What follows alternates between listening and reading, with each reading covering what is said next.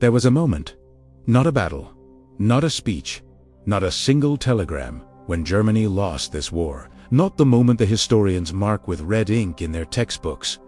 Not Normandy. Not the bunker in Berlin, where everything finally ended in fire and silence. I'm talking about something quieter than all of that. Something that happened before the great catastrophes were even imaginable. A moment when the machinery of the Third Reich was still roaring, still winning, still terrifying the world. And yet, inside that machine, something had already broken, something that could never be fixed. If you've ever looked at a photograph of German soldiers marching through Paris in June of 1940, those clean uniforms, those confident faces, that impossible arrogance, and asked yourself how, in God's name, a nation that looked like that could end up buried in rubble 5 years later, then what I'm about to tell you is the answer. Not the whole answer. History never gives you just one, but the answer that nobody talks about enough, the one that was already visible, already written into the bones of the Nazi war machine, before most of the world had even woken up to what was happening. Before we go any further, if this kind of deep, narrative history is what you come here for, subscribe right now and hit that bell. Every week, I go inside the moments that textbooks gloss over. You deserve the full story. Now, let me take you back. The year is 1941. Germany controls more territory than any European power since Napoleon. The Wehrmacht is on the march across the Soviet Union in what the Nazi leadership fully expects to be the final act of the war, a 6-week campaign that would bring the Soviets to their knees and leave Hitler the undisputed master of a continent. The logistics are staggering. Millions of men, thousands of tanks, an air force that had already broken Britain's will to fight, or so they believed. The plan was called Operation Barbarossa, and on paper, it was audacious to the point of madness. Here is what I want you to understand about that moment. The Germans were not wrong about their power. Not entirely. Their Wehrmacht was in the summer of 1941, arguably the finest fighting force on the planet. In terms of training, doctrine, unit, cohesion, tactical flexibility, no army in the world could match it man for man. The German soldier was not a fanatic robot, as the propaganda on both sides would have you believe. He was adaptive, aggressive, and extraordinarily well led at the regimental and divisional level. The officers who led those units had internalized a tradition of independent decision-making, what the Germans called Auftragstaktik, that gave them a speed and lethality in battle that their opponents simply could not replicate in 1941. So, what went wrong? Everything and nothing happened overnight. The first crack, the one I think about the most, was not a military defeat. It was a decision made at the very top in the summer of that same year that revealed something fundamental about how the Nazi leadership understood the world. In late July and early August of 1941, with Army Group Center poised to drive directly on Moscow, Hitler did something that stunned his generals. He stopped them. He diverted the central thrust, the one that was already cutting Soviet forces to pieces, and redirected major armored formations north toward Leningrad and south toward Ukraine and the Crimea. The objective, he insisted, was economic, the food and raw materials of Ukraine. The oil fields further south, Moscow could wait. Moscow was just a city. His generals were horrified. Franz Holder, the Army Chief of Staff, a man not given to dramatics, described August 1941 in his private diary with a bitterness that almost breaks through the clipped military prose. Eyad Beliaid and his operational picture supported the belief that a rapid, concentrated drive on Moscow would collapse Soviet command and control, force a defensive stand under conditions favorable to Germany, and end the campaign before autumn. The math was there. The momentum was there. And then it was taken away. Now, I am not going to tell you that capturing Moscow would definitely have won the war. History doesn't work in straight lines, and the Soviets had already demonstrated a capacity for absorbing catastrophe that no one in the Wehrmacht had fully accounted for. But what that decision revealed was something far more dangerous than a strategic mistake. It revealed a command structure that was fundamentally broken, Hitler's instincts, which had genuinely seemed visionary in 1938 and 1939, when his gambles kept paying off, had calcified into something else. Into certainty, into an inability to distinguish between boldness and irrationality, into a pattern where the professional military mind was systematically overruled by the ideological mind, and where no one in the room had the institutional power or the personal courage to stop it. That is the crack. Right there. That is the moment I am pointing at. Because once that pattern was established, once it was clear that the man at the top would not defer to expertise, would not tolerate dissent, would interpret any cautionary analysis as defeatism, the entire rational apparatus of the German military began to function under a kind of permanent distortion. Decisions were no longer made purely on operational logic. They were made in anticipation of Hitler's reaction. Generals learned to frame their proposals in terms they thought would appeal to his instincts. Bad news was soft. Optimistic projections were offered not because they were believed, but because pessimistic ones were dangerous to deliver. The Wehrmacht, one of the most professional military organizations in history, began slowly transforming into an institution that told its supreme commander what he wanted to hear. You have seen this before in history, maybe not at this scale, but you'll recognize the pattern. The boss who can't be contradicted.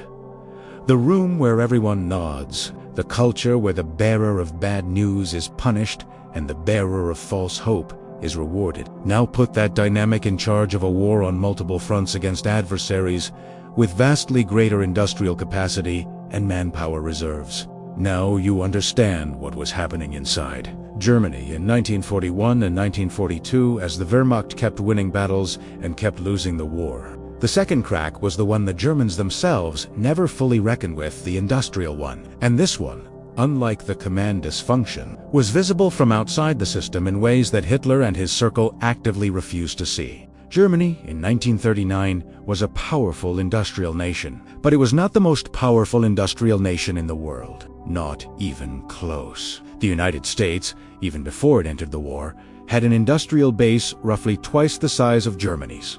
The Soviet Union, for all the chaos of Stalin's purges and forced collectivization, had spent the 1930s building an industrial foundation in the Urals and beyond the Volga that was specifically designed to be out of reach of any European invasion. Britain, despite its vulnerability from the air and the sea, retained access to the resources of an empire spanning every continent. When those three productive capacities were pointed at Germany, not immediately, not overnight, but inexorably, from late 1941 onward, the arithmetic became brutal. German war production in 1941 was still being run on what Albert Speer would later describe, with barely concealed astonishment, as a peacetime footing. Consumer goods were still being manufactured. The labor force had not been fully mobilized. Women were largely excluded from industrial work in ways that directly contradicted the economic logic of total war, not for rational reasons, but for ideological ones.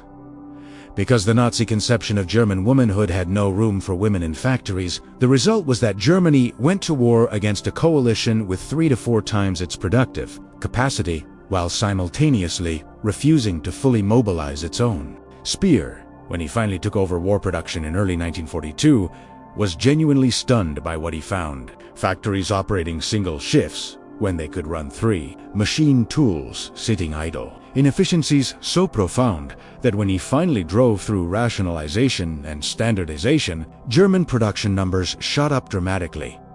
Not because of new resources, but simply because the existing ones were finally being used. What that tells you is that the German war economy was already losing a race it didn't even know it was running. And by the time Speer figured out how to run it properly, the Allies were already outproducing Germany in tanks, aircraft, and artillery by ratios that no tactical excellence could overcome. Here is the thing about industrial capacity. In a long war, it compounds. Every month that passes where one side is producing 2 tanks for every one the other side loses is a month where the balance shifts. Incrementally, but permanently. The Germans could win battles all the way to 1944. And they did. Brilliant defensive battles. Counterattacks of genuine genius. Operations that would be studied in staff colleges for generations. And it didn't matter. Because while they were winning those battles, The production lines in Detroit and Selyabinsk, Birmingham kept running, kept building, kept closing the gap, and then passing through it. The third crack is the one that haunts me most personally, because it speaks to something about human nature that goes beyond nations and armies. It is the crack of the ideology eating itself. The Holocaust was not, as some have tried to argue, a sideshow to the war effort. It was not something that happened in parallel to the military campaign, cordoned off from the operational realities of the conflict. The Holocaust consumed enormous resources, trains, administrative manpower, guards, logistics infrastructure, at precisely the moments when those resources were most desperately needed for the front. The deportation of Hungarian Jews in 1944, for instance, took place at a moment when the Wehrmacht was scrambling to hold lines in both east and west. Trains that could have carried ammunition and reinforcements were carrying human beings to their deaths. This is not a side observation. This is a direct operational consequence. But it goes deeper than the logistics. The racial ideology of the Nazi state actively destroyed its own ability to wage war effectively. The Soviet territories that the Wehrmacht initially captured in 1941 included millions of people who, in many cases, genuinely hated Stalin and the Soviet system. The German advance was initially met, in parts of Ukraine and the Baltic states, with something approaching relief, with people offering bread and salt to soldiers who seemed, in that first moment of encounter, to be. Had Germany chosen a different path, had it offered genuine autonomy, land reform, a future that was something other than enslavement and death, it might have recruited millions of willing allies from within the Soviet population itself. The raw material for a different kind of war was there. Instead, the Nazi leadership imposed a colonial occupation of such savagery, systematic starvation, mass shootings, the reduction of Slavic peoples to a status below that of a draft animal in the Nazi racial hierarchy, that it transformed potential collaborators into partisans. Men and women who might have stayed home, gone back to their farms, resumed their lives. Instead, picked up rifles because the alternative was to wait for death. The anti-partisan war that bled the Wehrmacht across thousands of miles of occupied territory was not an accident of fate. It was a direct result of the ideology the Nazi state could not abandon, even when abandoning it would have been strategically rational. You see what I mean when I say the ideology was eating itself. By 1942, these three cracks, the broken command structure, the industrial gap, the self-defeating ideology, were beginning to interact with each other in ways that made each one worse. A leadership that refused to hear bad news could not accurately assess the industrial deficit. An industrial apparatus that was being drained by ideological priorities could not keep pace with Allied production. An occupied population that had been turned into an enemy behind the lines consumed military resources that were desperately needed at the front. The system was failing not in one place, but everywhere, simultaneously, and the failure in each area amplified the failures in all the others. The Battle of Stalingrad, from August 1942 to February 1943, is usually described as the turning point of the Eastern Front. And it was, in the sense that it is the moment everyone agrees on. The encirclement of the 6th Army, the death of 300,000 German and Axis soldiers, the capture of Field Marshal Paulus. These are the dramatic markers that history uses to say, here, this is where it changed. But I want to tell you something that those markers obscure. The war had already changed. It changed in August of 1941 when Hitler diverted Army Group Center. It changed in December of 1941 when the United States entered the war and the industrial equation shifted permanently. It changed in the spring of 1942 when Speer's production analysis revealed the full scale of the economic mobilization that Germany had failed to undertake. Stalingrad was not the moment of change. Stalingrad was the moment the change became impossible to deny. Anibendente idenie italiano. That is what I find most extraordinary about this story, and what I think speaks to something essential about how institutions and the human beings inside them respond to failure, to where Wehrmacht, even as the situation deteriorated, continued to function with extraordinary professionalism. German soldiers in 1944 and 1945 fought with a tactical that was in some ways superior to what they had displayed in 1940. The command culture at the unit level, the small unit flexibility, the adaptation to desperate circumstances, these things didn't disappear. They intensified. Men fought brilliantly for a cause that was already lost, inside a system that had already failed. Because that is what soldiers do. Because the alternative, to stop fighting, to admit that everything was over, was not an option that the institution could present to itself. And at the top, Hitler retreated further and further into a world of maps and projections that had less and less relationship to the reality on the ground. The famous temper tantrums over minor operational details were not just a symptom of psychological disorder, though they were that too. They were the expression of a man who had built an entire identity around the belief that he could see what others could not, that his instinct was superior to expertise, that the professionals around him were timid and conventional and incapable of the greatness he embodied. To admit that the war was lost was to admit that all of that was a lie. And so he didn't. He couldn't. Not really. Not until there was nothing left to deny. The moment I keep coming back to the one that feels, to me, like the true hinge, is a conversation that General Friedrich Paulus had with Hitler in November of 1942. Just before the Soviet counteroffensive that would trap the Sixth Army, Paulus raised the possibility of a fighting withdrawal. He laid out, with precision and care, why the Army's position was dangerously exposed. Hitler refused. The Sixth Army would hold. Stalingrad was too symbolically important to surrender. The Führer would provide what was needed. Trust the plan. Paulus went back to his army. The winter came. The pincers closed, and 300,000 men began to die. What I want you to sit with, as we talk about that moment, is not the drama of it. It's the structure of it. Because that conversation, the general with the honest assessment, the leader who refuses to hear it, the institutional loyalty that prevents anyone from forcing the issue, that conversation was not unique to Stalingrad. It was happening in one form or another, at every level of the German command structure from 1941 onward.